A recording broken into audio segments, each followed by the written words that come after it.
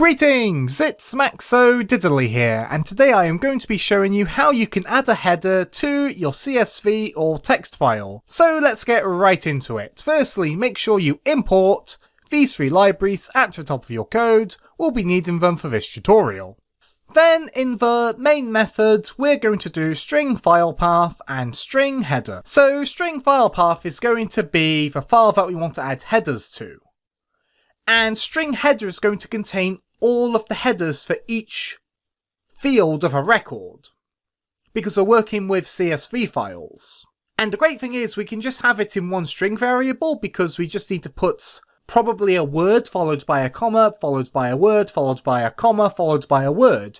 You can modify this to be equal to how many fields you're going to have and how many headers you need. My file's going to have 3 fields for a record, so we only need 3. Then we're going to do a try catch statement. We're going to do try. Add header to file, file path and header. Catch IO exception E, system.println E. So we're going to try some code. Inside the try statement, we're going to try some code. If an error goes wrong, instead of crashing the program, we execute what's in the catch statement and then carry on. So if an error occurs, we're going to print out the error, so we know what went wrong. However, if it all goes well, we'll have a new header in our file. And we're going to be making this function in a moment, but basically we're going to call it add header to file, we're going to pass in the file path and then the header. So let's go and make that function. So we're going to do public static void add header to file, string file path, string header, throws IO exception. So we're going to call the function add header to file. The first parameter is going to be the file path of the file that we want to add a header to. And then string header is the header we want to add. And throws IO exception, we're going to throw in IO exception if an error occurs, as opposed to just crashing the program. Then we're going to do 2 lines of code. We're going to do path equals paths.get file path. So this line creates a path object from our file path string.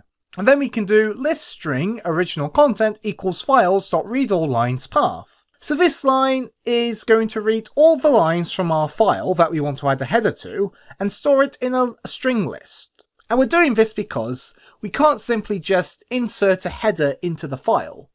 We're going to need to rewrite all the data to that file, but before we do that, we write our header to that file, so the header is at the top and then all the data is underneath. Now we've got a little bit of code here in a try statement, but we're going to break it down and explain how it all works. So we're going to do try file writer equals new file writer file path. This line creates a new file writer object, which we're going to be using to write to the file that our file path specifies. And this is placed in a try with resources block, meaning the file writer will be automatically closed when it's finished with. So once we're done with the file, it's going to close straight away. We don't have to worry about doing file.close. I would also like to add that when we use the file writer class with a single parameter, which is our file path string in this case, so we're only going to pass in one thing into the constructor method.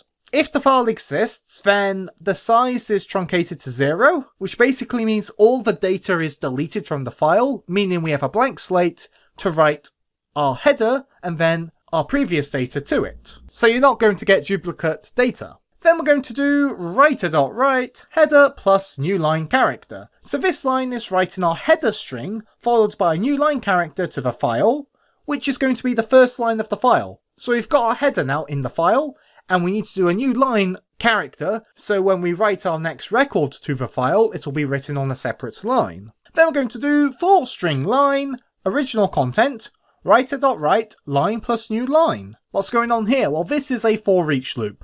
For each loops are usually better than for loops. If you don't need an index variable, you should go for a for each loop. However, when you do need an index variable, basically that I variable you probably use all the time, then you should use a for loop. But since we don't need an index variable, we're going to loop through every single string in our string list of original content. So we can do for string line, which will be the local variable for this one iteration of the loop, colon original content. And then we can do writer.write line, new line, so we're basically writing every single line from the file back into the file. And obviously the data stored in our string list, temporarily. And that's it for this tutorial, so we're going to save our work. If you're in NetBeans, you can right click on your project and go to Properties, and this is going to be where your project is stored. So I've got my data.csv file stored here, but you can put it wherever you want, just make sure you get the file path correct. Where I've got mine stored, I can just reference the file name. If we open my CSV file, as you can see, we've got some records. We have an ID, a name and an age. All CSV separated, so we got commas separating the values in a .csv file, but this will work for .txt and whatever other text-based file you have. But basically, we're going to be adding a header and then putting all this data under the header. So let's close it, save our work and hit play. No errors occurred, which is good. So we're going to open it again with Notepad, and as you can see, our headers were added. So thanks for being a great audience, be sure to leave a like and a comment if you enjoyed, and subscribe for more Java tutorials. Thanks for watching.